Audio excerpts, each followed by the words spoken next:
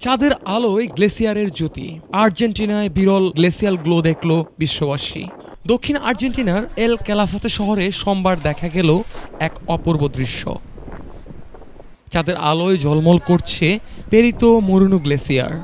2 দশক পর এমন এক বিরল প্রাকৃতিক ঘটনা যা মুগ্ধ করেছে পর্যটক ও স্থানীয় সবাইকে।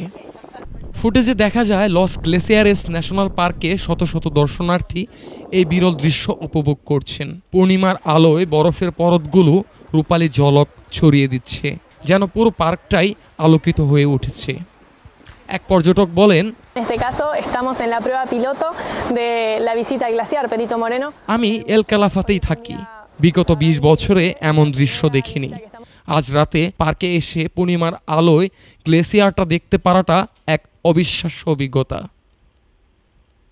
আরেক স্থানীয় যোগ করেন, আমি পেরিতো মরুনো গ্লেসিয়ার আগেও দেখেছি, কিন্তু রাতের এই চাঁদের আলোয় এমন রূপে কখনো না। এক কথায় অসাধারণ। অন্য এক দর্শনার্থীর ভাষায়,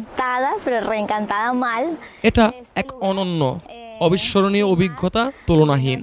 দীর্ঘ 20 বছর পর এই ঘটনাটি সম্ভব হয়েছে আবহাওয়া, চাঁদের অবস্থান ও আলোর দিকের নিখুঁত মিলনের কারণে, যার ফলে পুরো প্যাটাগোনিয়া অঞ্চল ঝলমলে রূপালী দীপ্তিতে ভরে উঠেছিল। News desk, Dhaka today.